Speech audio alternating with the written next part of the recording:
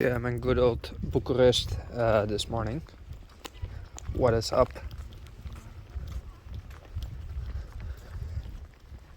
Starting my day, having the first walk. I've lived here for 3 months and I still speak Romanian. In all, sincerity, Bucharest is a lot like Sofia in some ways, and in other ways it's not. If you look at it, it is a bit chaotic as well. There's parking everywhere. It's not real nice and polished. Bucharest is a true metropolis, whereas Sofia is about half the size. Perhaps 3/4 the size, but Bucharest is an incredibly big city, even by European standards. It is bigger than Berlin, which is something that most people don't know. It's an incredibly cool city if you get to know it. It is one of my favorite cities in the world. But that's about 10 years ago. Let's see what's changed. By the looks of it, nothing at all, which is good. Now, for my definitely young age, I have lived about 9 lives. One of those is in Bucharest, here in Bucharest. I know the city by heart. I know people. I've had probably the best time of my life here. I was very young, it's 10 years ago, I was 20. I was innocent, exploring myself, exploring life. And I felt the freest in my life here when I had zero money. I was essentially poor. I made 200 euros a month and had to live off that. But it was the best time of my life. The city is so packed with memories, for me, you wouldn't believe it if I told you. Now, at first sight, it is hard to call Bucharest a beautiful city. The city is patched up, it is chaotic. There's buildings in different styles everywhere. A bit like Sofia, but perhaps even more chaotic.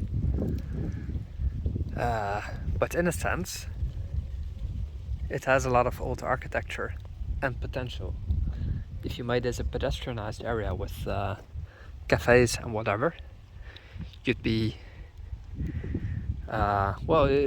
it will come in the future, but you'd have a stunning area, see, with all of these houses of the former aristocracy.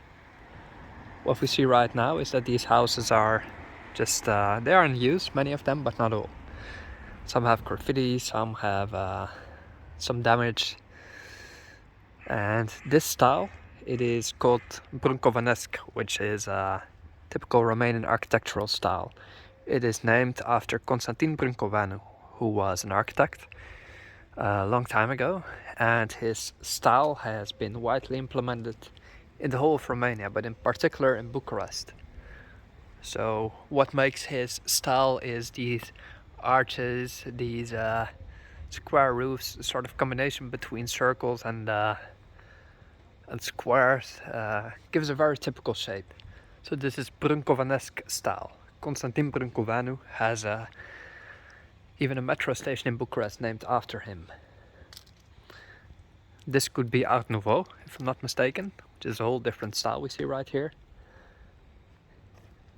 Then in the back, we see another building, Brâncovanesc, a house that is not kept in good shape, but we see again the circles and the shapes, let's say, that's also used in the other houses that we've just seen. And here we see a Romanian Orthodox church, which is the backside right here. It's very different than the ones you'd see in Bulgaria. It's a different church, it's a separated church, so Orthodoxy is one religion obviously, but you have separate liturgies, you have separate patriarchs, let's say, and the Romanian one is very different and much more powerful than the one in Bulgaria.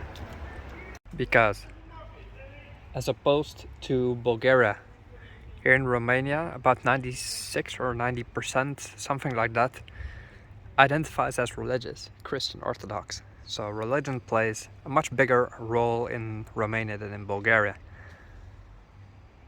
So despite the communists trying to or having destroyed many churches, even in central Bucharest, to make place for the House of Parliament of Nicolae Ceausescu and his wife Elena. Many churches are still left standing because basically every street has one. And you even see women with headscarves, so it is definitely a powerful religion. Not as much anymore with the younger people, but when I lived here 10 years ago, all my friends were Christian and they identified as such, and religion did play a powerful role in their lives. Romania, ever since the fall of communism, so let's say in modern times, has always been plagued, or still been plagued by corruption, by scandals. We see that here you have an old building, a nice one. Here is a beautiful old building. And then from communism we have a big block of flats right there, which has been updated, but still we have concrete, we have glass, we have steel, everything all combined together, which is a bit of a strange mix. And here we see such a lady with a headscarf who goes to the church, and you wouldn't see anyone with a headscarf in Sofia going to church like this. No way. It doesn't, or in the Russian church, but there are, but it's just, it plays a bigger role here. That's all I'm saying. There's two more, like that's become a rare sight in Bulgaria, except for the true Russian Orthodox Church. The Bulgarian churches are just a bit more, I wouldn't say liberal, but they've lost their influence a bit. So the scandals in Romania are quite big. It is in a lot of ways not better than Bulgaria or all that different. It is in many ways just the Balkans, with the same problems, the same issues, but with the same wonderful people. Here you see two more ladies going to church.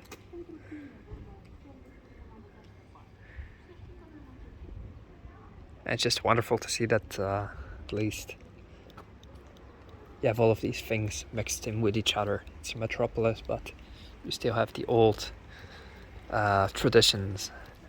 We see another that's probably Brunkovanesque.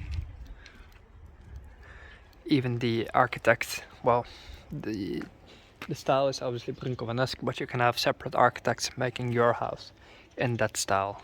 Here the architect is J. Creu, very beautiful, and the constructor Stefanescu.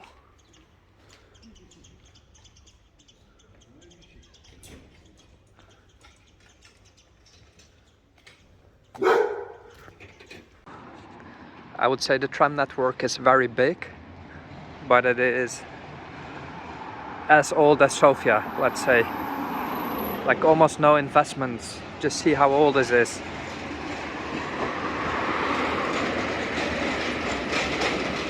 Goes to Piazza Banassa.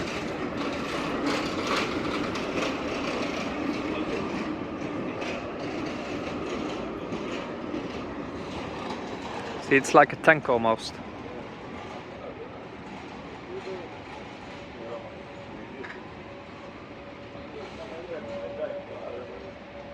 It's like in Bulgaria, the tram stops are on the road and the cars have to stop for the pedestrians, for the passengers to get off and cross the road. Interesting, huh?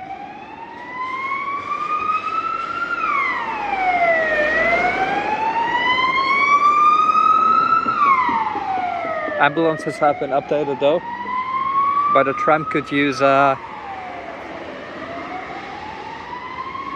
upgrade. Drivers in Bucharest are worse than in Bulgaria. They drive extremely fast. They're very rude.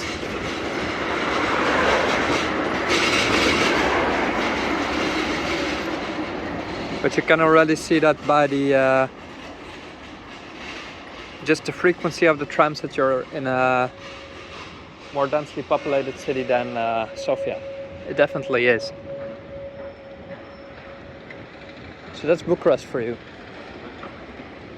It is, despite the criticism, one of the most incredible and fun cities in Europe.